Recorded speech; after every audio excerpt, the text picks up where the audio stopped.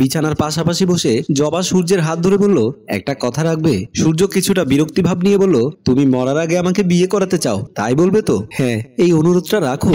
Gastric ulcer হলে সহজে কেউ মরে না। তোমাকে ভালো ডাক্তার দেখালাম, ঔষধ খাচ্ছ, আশা করি আল্লাহর রহমতে খুব তাড়াতাড়ি সুস্থ হয়ে যাবে। ন্যাকা কান্নার স্বরে জবা বলল, না গো, সুস্থ হব না। আমার মনে হয় আমি আর বাঁচবো না, তাই তোমাকে একটা বিয়ে করাতে চাই। বারবার কানের কাছে একই প্যান প্যান ভালো লাগে না। কাঁদো কাঁদো গলায় জবা বলল, এখন তো আমাকে আর ভালো লাগবে না। আমি অসুস্থ, তাই তোমাকে আদর করতে পারি না, সোহাগ করতে পারি না, সেজন্যই তোমাকে বিয়ে করাতে চাই। দুহাত জোর করে রাগান্বিত হয়ে সূর্য বলল, আল্লাহর ওয়াস্তে আমায় ক্ষমা করো, উল্টোপাল্টা কথা আর বলো না। তোমাকে ভালো লাগে না এই কথা আমি কখনোই বলিনি। আর আমাকে তোমার আদর সোহাগ করতে হবে না, সারা জীবনও করতে হবে না, তবুও আমি বিয়ে করতে পারবো না বলেই বিছানা থেকে উঠে রুম থেকে চলে গেল। জবা শোনো শোনো বলে ডাক দিল। ড্রয়িং রুমে বসে সূর্যর মা মনোয়ারা ও জবার বাবা শামসু মুন্সি গভীর চিন্তায় বসে ভাবছে। শামসু মুন্সি বলল, বেআইন, জবা ছোটবেলা থেকে একটু আবেগী, কিন্তু এতটা যে বোকা সেটা তো জানা ছিল না। মনোয়ারা বলল, বেআই, আমিও তো তাই বলছি। অসুস্থতার দোহাই দিয়ে কেউ কি স্বামীকে বিয়ে করাতে চায়? আমার মাথায় ধরে না। আমার মেয়েটার মাথায় কি কোনো সমস্যা হলো? কেন পাগলামি করছে? বেআইন সাহেব, কোনো ওঝা কবিরাজের কাছে নিয়ে গেলে কেমন হয়? বেআই, পাড়া প্রতিবেশীরা শুনলে কান কথা সৃষ্টি করবে, বলবে সূর্যর বউকে জিনে ভূতে ধরেছে, মান সম্মানের প্রশ্ন হয়ে দাঁড়াবে। তার চেয়ে আর কটা দিন দেখি সুস্থ হয় কিনা। বেআইন, আপনি তো আমাকে ফোনে বললেন জরুরি কিছু একটা করতে হবে, আর এখন বলছেন আর কটা দিন যাক। জামাই বাবাজি যদি জবার চাপাচাপিতে আরেকটা বিয়ে করে ফেলে তখন কি হবে? বেআই, আপনি একদম চিন্তা করবেন না। সূর্য বৌমাকে অনেক ভালোবাসে, ভুলেও এ কাজ করবে না। ঠিক আছে, না করলেই ভালো। তাহলে আমি এখন আসি, দোকানে বসতে হবে। বৌমার সাথে দেখা করে যান। না, এখন আর দেখা করব না। দেখা হলে এক প্যান প্যান শুনতে আর ভালো লাগে না বলেই ড্রয়িং রুম থেকে বের হয়ে গেল। মনোয়ারা চোখ থেকে চশমাটা খুলে মুছতে মুছতে ভাবতে লাগলো। মেইন দরজার সামনে আসতেই সূর্যের সাথে দেখা হয়ে গেল। সূর্য সালাম দিয়ে বলল, আব্বু, আপনি কখন আসলেন? এই তো একটু আগে এসেছিলাম।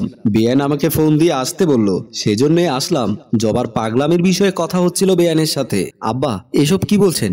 জবা পাগলামি করবে কেন? ও একটু শারীরিকভাবে অসুস্থ, তাই এমনটা করছে। ডাক্তার বলেছে কিছুদিনের মধ্যে সুস্থ হয়ে যাবে, আর এসব উল্টোপাল্টা বকবকানি বন্ধ হয়ে যাবে। বন্ধ হলেই ভালো। তবুও তোমার কাছে অনুরোধ করব, জবার কথায় তুমি আবার কোনো ভুল করে বসো না। আব্বা, আপনি না কি যে বলেন। আমি জবার কথা এক কান দিয়ে শুনি, অন্য কান দিয়ে বের করে দেই। আসল কথা হলো জবার মনটা অনেক ভালো, ও মানুষ হিসেবে অনেক ভালো। আপনি নিশ্চিন্তে থাকুন, আমি কোনোদিনও ভুল করব না।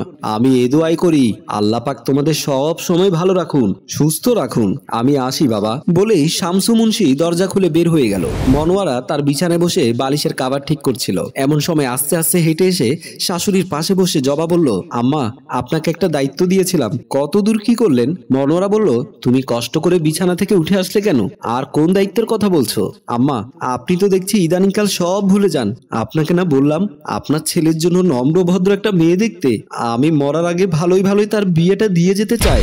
বৌমা, তোমার বাবা সকালে এসে যা বললো তা মনে হয় সত্যি বলেছে। তোমাকে আসলে বদজিনে আসর করেছে। ওঝা কবিরাজ নিয়ে তোমার বাবাকে আসতে বলতে হবে। আম্মা, আপনি এটা কেমন কথা বললেন?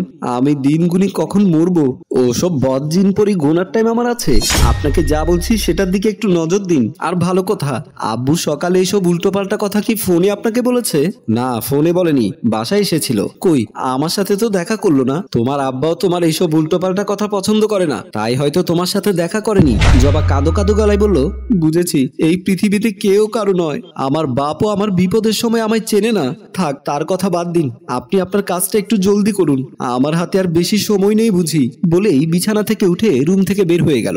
মনোয়ারা মনে মনে বলল, এই আধা পাগলের পাগলামি ঠিক করতে হলে আমাকেই মাঠে নামতে হবে। পরের দিন কলিং বেলের শব্দে জবা দরজা খুলে দিল। গর্ভবতী একটি মেয়ে কান্না করতে করতে বাসায় প্রবেশ করলো। জবা মেয়েটির কান্না দেখে জানতে চাইল, আপনি কে? কান্না করছেন কেন?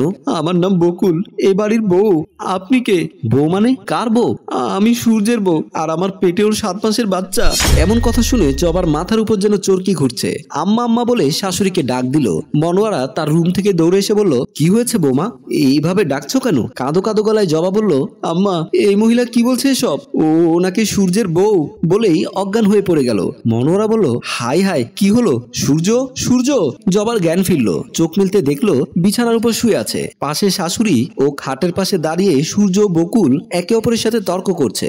লাফ দিয়ে শোয়া থেকে উঠে বসে বলল, আম্মা তাহলে সত্যি সূর্য ওই মহিলাটাকে বিয়ে করেছে? বকুল উত্তেজিত হয়ে বলল, এই মহিলা, মুখ সামলে কথা বলো। মহিলা বলছো কাকে?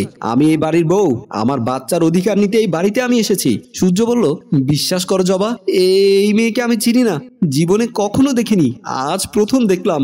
জবা ভ্যাবে করে কান্না করতে করতে বিছানার পাশ থেকে মোবাইলটি হাতে নিয়ে কল দিয়ে কানে ধরে বলল, আব্বা সূর্য বিয়ে করেছে, ওই মহিলার পেটে সূর্য 7 মাসের বাচ্চা, তুমি আমায় নিয়ে যাও, আমি সূর্যের সাথে সংসার করব না।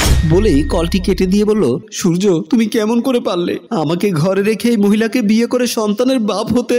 আমার 14 গোষ্ঠীর কসম, আমি এই মেয়েকে চিনি না। বকুল বলল, কি আমাকে তুমি অস্বীকার করছো? তোমার সন্তানকে তুমি অস্বীকার করছো? আমি আজই তোমার নামে মামলা করব। মনোয়ারা বলল, না না, তোমার মামলা করতে হবে না, সূর্য তোমাকে স্বীকার করে নেবে, তোমার বাচ্চাকেও স্বীকার করে নেবে। আম্মা আপনি কি বললেন? সূর্য ওনাকে স্বীকার করে নেবে? তাহলে আমি কি ঘাস কাটবো? আমিও আপনাদের নামে মামলা করব। স্ত্রীর অজান্তে অনুমতি না নিয়ে বিয়ে করেছে, বুঝবেন তখন জ্বালা কি। কেন বৌমা, তুমি মামলা করবে কেন? তুমি না সূর্যকে বিয়ে করাতে চাইছো, তুমি আবার কেন মামলা করবে? এমন সময় কলিং বেল বেজে উঠলো। জবার কান্নার আওয়াজ আরো বেড়ে গেল। মনোয়ারা দাঁড়িয়ে গেল। জবাও বিছানা থেকে নেমে দাঁড়িয়ে বলল, আমার আব্বা এসেছে, এবার বুঝবে বিয়ের মজা। বলেই আব্বা আব্বা ডাকতে ডাকতে রুম থেকে বের হয়ে গেল। একে অপরের দিকে তাকিয়ে তারাও রুম থেকে বের হয়ে গেল। জবা দরজা খুলে দিল। শামসু মুন্সি বাসার ভেতরে ঢুকতেই আব্বা গো বলে জড়িয়ে ধরে কান্না করতে লাগলো। শামসু মুন্সি বলল, কি ব্যাপার, তুই এভাবে কান্না করছিস কেন? তোর তো আজকে আনন্দের দিন, সূর্য বিয়ে করেছে, তুই তো তাই চেয়েছিলি তাই না? আব্বা আমি ওদের নামে মামলা করব। কেন মামলা করবি? আব্বা তুমি আমার কষ্টটা বুঝতে পারছো না, আমার স্বামী বিয়ে করেছে, আমার বুক ফেটে কান্না পাচ্ছে, আর তুমি হাসছো। হাসবো না, তোর মতো কাঁদবো? এমন সময় সবাই এসে জবার পাশে দাঁড়ালো। আব্বা বিশ্বাস করেন, আমি এই মেয়েকে বিয়ে করিনি। আরে বাবাজি, এখানে বিশ্বাস করানোর কি আছে? বিয়ে করেছো, ভালো করেছো। জবা তো এতদিন যাবত আমাকে এবং তোমার আম্মাকে তোমার জন্য মেয়ে দেখার জন্য প্রেসার দিচ্ছিল, এখন আর আমাদের কোনো টেনশন রইল না। তুমি বিয়ে করেছো, আমরা জবার পেরেশানি থেকে বেঁচে গেছি। কি বিআইন সাহেব, কথা ঠিক না? জবা আবারও হাউমাউ করে কেঁদে উঠলো। মনোহরা বলল, কি হলো বৌমা, তুমি পাগলামি করছো কেন? জবা দৌড়ে গিয়ে সূর্যকে জড়িয়ে ধরে বলল, আমি বেঁচে থাকতে আমার স্বামীর ভাগ কাউকে দিতে পারবো না। সূর্য বলল, আমিও কোনোদিনও অন্য কোনো মেয়েকে স্ত্রী হিসেবে চাই না, আর চাইবো না।